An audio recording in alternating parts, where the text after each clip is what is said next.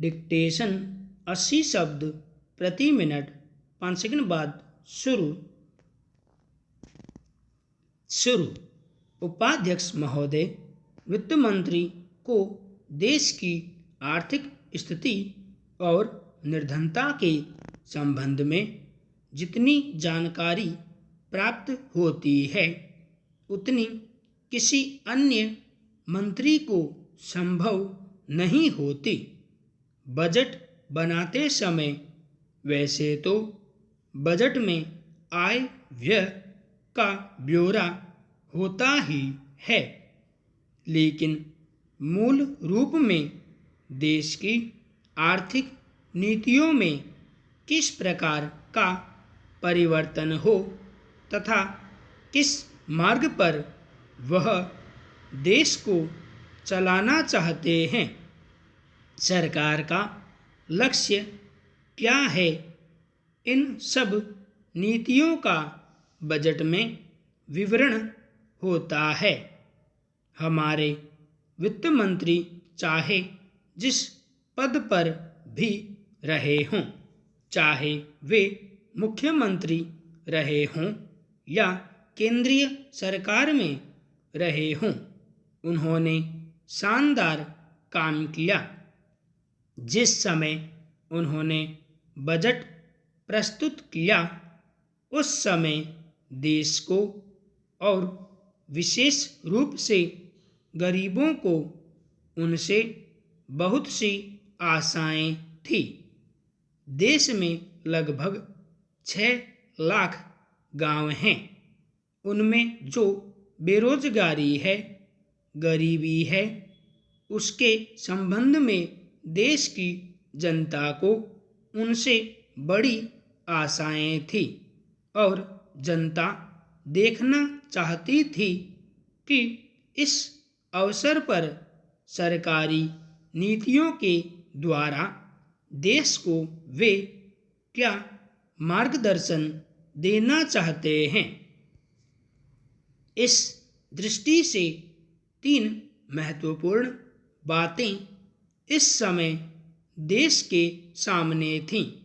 देश का आर्थिक विकास तेजी से हो, अधिक लोगों को काम मिल सके और मूल्यों में स्थिरता आए। जहाँ तक इन 3 उद्देश्यों का संबंध है, हमने देखा कि उस और कुछ प्रयत्न हुए हैं। विशेष रूप से गरीबी हटाओ के संबंध में इस देश में जो चर्चा चल रही है, इस बजट में कुछ सीमा तक उसका उल्लेख मिलता है, क्योंकि जितने भी प्रत्यक्ष कर लगे हैं वे ज़्यादातर धनी लोगों पर और विशेष रूप से शहर के लोगों पर लगाए गए हैं।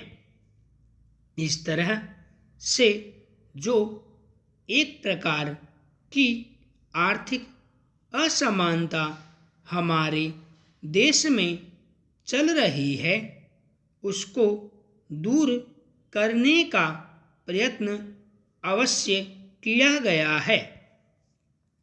लगभग 5 दशक पूर्व जब हमारा देश स्वतंत्र हुआ था, उस समय देश में जितने सरकारी कर्मचारी थे वे ऐसा समझ बैठे थे कि अब तक देश में जिस तरह से अंग्रेजों का प्रशासन चल रहा था उस तरह से काम नहीं चलेगा, क्योंकि कांग्रेस के जो नए लोग आए थे, जो मंत्री बने थे, वे लोग धन के मामले में त्यागी आदमी हैं। धन से उनको मोह नहीं है, लेकिन बाद में उन्होंने देखा कि हमारे मंत्री लोग भी उसी तरह से शानदार जीवन पसंद करने लग गए, जिस तरह से अंग्रेज करते थे।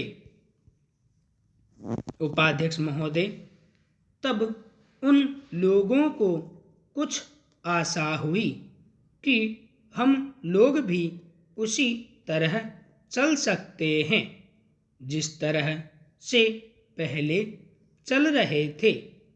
लेकिन अभी हाल में जो चुनाव हुआ, उससे देश के धनिकों के मन में बड़ा संदेह पैदा हुआ कि इस चुनाव के बाद उनकी स्थिति वैसी नहीं रहेगी जो अब तक चली आती रही है।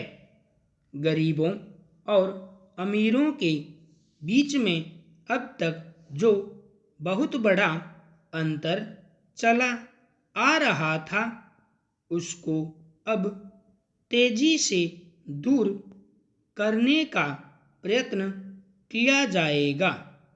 श्रीमान, मैं आपका बहुत ही आभारी हूँ जो आपने सदन में चालू वर्ष के बजट पर अपने विचार प्रकट करने का अवसर दिया है। मैं इस बजट का समर्थन करना चाहता हूँ।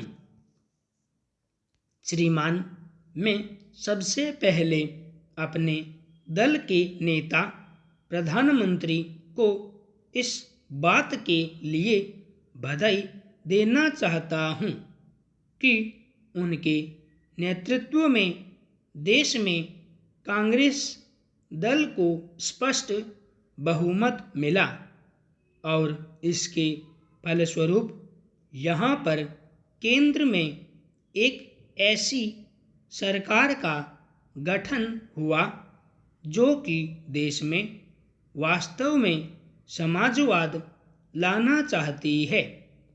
मैं वित्त मंत्री जी को इस बात के लिए बधाई देना चाहता हूँ कि लोकसभा के मध्यावधि चुनाव में जनता द्वारा कांग्रेस दल को जो आदेश दिया गया था उन्हें स्मरण है और वह तन मन धन से उसका पालन करना चाहते हैं।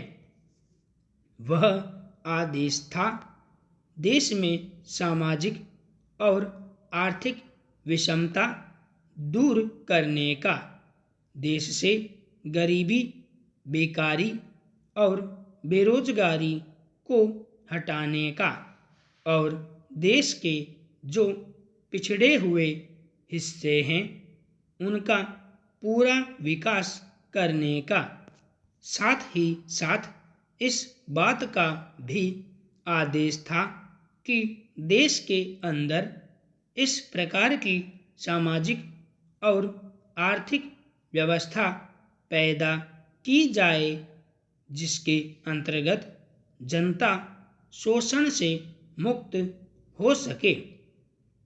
श्रीमान, यह ठीक है कि देश में कृषि के क्षेत्र में उत्पादन में वृद्धि हुई है, परंतु इसके साथ ही साथ यह भी दृष्टि में रखना चाहिए कि लागत में भी पूरी वृद्धि हुई है। इसके लिए आवश्यक है कि सिंचाई के साधन बढ़ाए जाएं और अधिक उन्नत बीजों का प्रयोग किया जाए। आज कृषकों को कृषि के यंत्र मिलने में बहुत कठिनाई हो रही है। जैसे छोटे छोटे ट्रैक्टरों का देश में बड़ा अभाव है। उनके बनाने के लिए शीघ्र नए कारखाने खोले जाएं, जिससे कृषकों को जल्द से जल्द ट्रैक्टर मिल सकें। देश तभी प्रगति करेगा, हमारा ऐसा विश्वास है। संपूर्ण विराम।